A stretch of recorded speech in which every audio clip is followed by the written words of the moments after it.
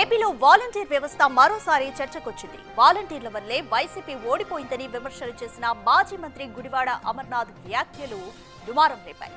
ఆయన తీరుపై తీవ్ర స్థాయిలో మండిపడుతున్నారు. వైసీపీ ఓటమికి వాలంటీర్లు కారణం కాదని చెబుతున్నారు. సర్పంచ్లు, ఎంపీటీసీలు మొత్తం వైసీపీకి సపోర్ట్ చేసినా ఓడిపోయిందన్నారు. ఐటీ మంత్రిగా ఉండి ఏపీకి అప్పడాల కంపెనీలు తీసుకొచ్చారని అమర్నాథ్ పై మండిపడ్డారు.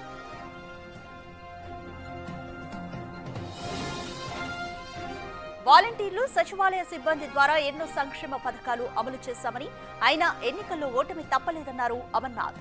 వాలంటీర్ల వ్యవస్థ వల్ల పార్టీతో పాటు కార్యకర్తలు కూడా తీవ్రంగా నష్టపోయారన్నారు. నెలకు 5,000 కాదు 10,000 ఇస్తామని చంద్రబాబు అబద్దాలు చెప్తే వాలంటీర్లంతా నమ్మి మోసపోయారని అన్నారాయన. చంద్రబాబు అధికారంలోకి వస్తే వాలంటీర్ వ్యవస్థను తొలగిస్తారని చెప్పినా ఎవరూ నమ్మలేదన్నారు. ఎన్నికల ముందు వాలంటీర్లు రాజీనామా చేయమంటే చాలా మంది నిరాకరించారని, ఇప్పుడు అందరూ ఇళ్లలో కూర్చొని బాధపడే పరిస్థితి వచ్చిందన్నారు అమర్నాథ్.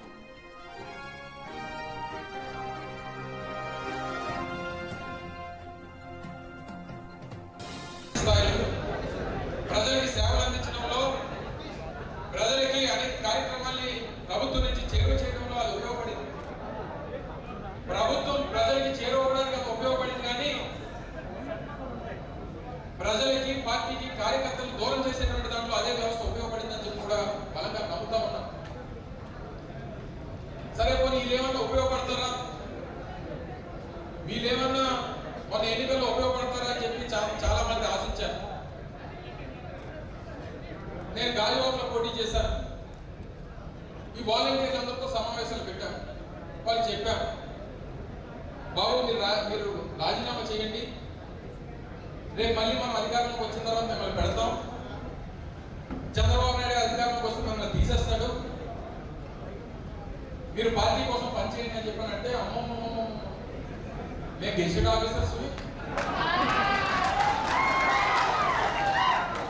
మీరు రాజీనామా చేస్తే మళ్ళీ మేము పెద్ద పరిశ్రమ ఉద్యోగం చేసి మేము పరిశ్రమ మళ్ళీ రావాలేమో అన్నట్టు ఫీల్ అయిపోయింది. అలాగే చెప్పుకొని అందరూ ఒకలాగా ఉన్నారంటే అందరూ ఒకలా లేదు. కొంతమంది పార్టీ కోసం పనిచేస్తున్నటువంటి వారు ఉన్నారు. ఉదాహరణకి నర్సీపట్నం 99% మంది వాలంటీర్లు రాజీనామా చేస్తారు. చేసినోడికి చేయనోడికి తేడా ఉందా? చేసినోడికి ఉద్యోగం లేదు, చేయనోడికి ఉద్యోగం లేదు. మొత్తం అందరికి పెద్ద చూపించాడు చంద్రబాబు. మనం 5,000 ఇస్తుంటే 5,000 కాదు 10,000 అన్నాడు. 5 లేదు 10 లేదు, ఇంట్లో కూర్చున్నారు అందరూ కలిసి. ఇటు పెట్టినటువంటి వ్యవస్థ వల్ల మనం నష్టపోయి, మనం నమ్ముకున్నటువంటి కార్యకర్తలు కూడా నష్టపోయి, చివరికి అందరి వల్ల పార్టీ నష్టపోయి, చివరికి అధికారాన్ని కోల్పోయి రాష్ట్రంలో ప్రజలు, పేదవాళ్ళు నష్టపోయినటువంటి పరిస్థితులు ఈరోజు రాష్ట్రంలో ఉన్నాయి. అమర్నాథ్ లాంటి వ్యక్తులు మంత్రులుగా ఉంటే జగన్ ఇంట్లోనే కూర్చుంటారని అన్నారు వాలంటీర్లు. అధికారంలో ఉన్నప్పుడు వాలంటీర్లను దేవుళ్లు అన్న వైసీపీ నాయకులు ఓటమిని తమకు బాధ్యులు చేయడం కరెక్ట్ కాదన్నారు. వైసీపీ ఓటమికి కారణాలతో కూడిన వినతి పత్రం అందిస్తామన్నారు. కారణం అంతా కూడా వాలంటీర్లే. మేము కూర్చోబెట్టాం, సమావేశం ఏర్పాటు చేసాం, సమావేశంలో అందరం రాజీనామా చేయమన్నాం. కొంతమంది రాజీనామా చేశారు, కొంతమంది చేయమన్నారు. అందరూ రాజీనామా చేసి ఉంటే మనం గెలిచి ఉండేవాళ్ళం అన్నట్టుగా చెప్పుకుంటూ వచ్చారు. మేము అమర్నాథ్ గారిని ఒకటి అడగాలనుకుంటున్నాం. మమ్మల్ని జగన్మోహన్ రెడ్డి గారు వాలంటీర్లుగా పెట్టే టైంలో ఏ రకంగా ప్రతిజ్ఞ చేయించారు? మేము పార్టీలకు అతీతంగా పనిచేయాలని చెప్పారు. ఎవరో కొంతమంది పార్టీ అభిమానంతో ఉంటారు. కొంతమంది మీకు చెప్పినట్టు రాజీనామా చేయవచ్చు, లేకపోతే రాజీనామా చేయకపోతే మీ కుటుంబాలను ఏం చేస్తామని బెదిరించి రాజీనామాలు చేసిన విషయాలు అందరికీ తెలిసినవే, తెలియని ఏమీ లేవు. ఒకసారి మీరే చెప్తున్నారు ఏ ప్రాంతంలోనో 90% మంది రాజీనామా చేశారు. నిజంగా వాళ్ళ ఇళ్ళ దగ్గరికి వెళ్ళండి, మిమ్మల్ని ఎలా తిడతారో, మీరు ఏ రకంగా బలవంతం చేస్తే వాళ్ళు రాజీనామాలు చేశారో అది అందరికీ అర్థమవుతున్నాయండి. దొంగ రాజకీయాలు. ఇప్పుడు కర్నూలు చావుకు 100 కారణాలు. మీరు తప్పుదాలు చేసింది మీరు. ఒక ఐటీ మినిస్టర్గా ఉండి మీరు ఏం తీసుకొచ్చారయ్యా? మీరు ఒకసారి నీ శాఖలో ఏం చేసుకొచ్చావు? దావోస్కి వెళ్ళొచ్చి ఏం చేసావు? అప్పడాల కంపెనీలా, కోడిగుడ్లు ఇయా నీ కంపెనీలు, ఇయా నువ్వు చెప్పే మాటలు ప్రజలు అందరూ వింటున్నారు కదా. రైట్, మోర్ డీటెయిల్స్ మా ప్రతినిధి శివ అందిస్తారు. రైట్ శివ, అమర్నాథ్ వర్సెస్ వాలంటీర్లు అన్నట్టుగా అయితే సిచ్యువేషన్ ఉంది ఏపీలో. వైసీపీ నాయకులు తమ ఓటమిని వాలంటీర్లకు ఆపాదించడం పట్ల వాలంటీర్లు ఏమంటున్నారు? రాధిక మొత్తం మీద చూసుకుంటే వైసీపీ చేస్తున్న తప్పిదాల మూలంగానే వైసీపీ ప్రభుత్వం ఓడిపోయిందనేది వాలంటీర్లు గత కొంతకాలంగా చెప్తుంది.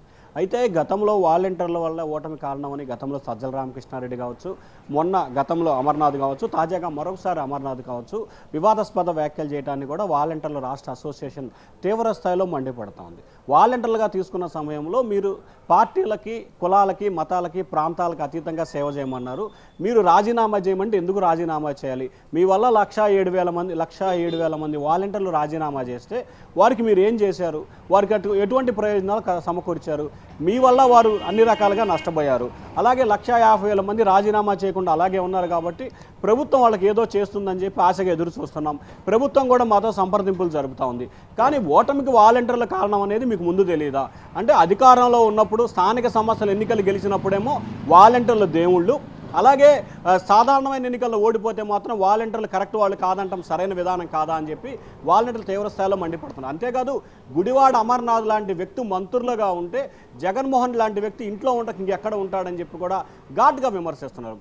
ఆయన దావోస్ వెళ్ళి గత 5 సంవత్సరాల కాలంలో గతంలో ఉన్న మంత్రి కానీ మంత్రిగా ఉన్న కానీ కోడిగుడ్ల కంపెనీలు, అప్పడాలు ఫ్యాక్టరీలు తప్ప ఆయన ఏం తీసుకొచ్చాడనేది కూడా తీవ్రస్థాయిలో విమర్శల వర్షాన్ని గుప్పించారు.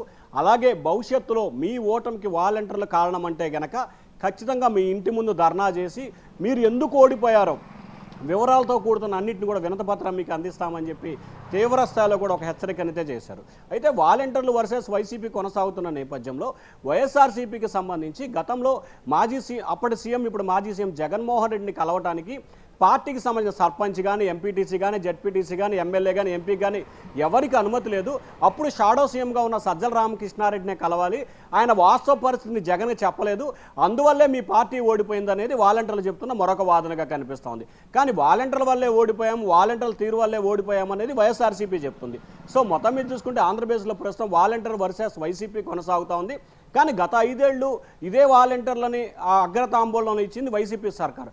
అప్పుడు కూటమి నేతలు తీవ్రస్థాయిలో వాలంటీర్లను విమర్శలు చేశారు. కానీ ఇప్పుడు అదే వాలంటీర్లని వైసీపీ విమర్శ చేస్తుంది. కూటమి నేతలు మాత్రం ఏం జరుగుతుందని వేచి చూసే ధోరణి కనిపిస్తున్నారు. సో మొత్తం మీద చూసుకుంటే ఆంధ్రప్రదేశ్ వ్యవహారానికి సంబంధించి వాలంటీర్ల వ్యవహారంలో మరొకసారి వివాదాస్పద వ్యాఖ్యలు చేస్తే కఠిన పరిణామాలు ఉంటాయని చెప్పి వాలంటీర్లతో హెచ్చరికలు జారీ చేస్తున్నారు. మరి వాలంటీర్లు చేసిన వ్యాఖ్యలకు సంబంధించి మాజీ మంత్రి అమర్నాథ్ ఏ రకంగా స్పందిస్తారో చూడాలి. Right, thanks for the update Shiva. Gudivada Amarnath సంచలనమైన వ్యాఖ్యలు చేశారు. వాలంటీర్ వ్యవస్థ వల్ల వైసీపీ ఓడిపోయిందంటూ తమ ఓటమిని వాలంటీర్లకు ఆపాదించారు. అయితే అమర్నాథ్ లాంటి వ్యక్తులు మంత్రులుగా ఉంటే జగన్ ఇంట్లోనే కూర్చుంటారంటూ వాలంటీర్లు కూడా ఘాటుగా రిప్లై ఇచ్చారు.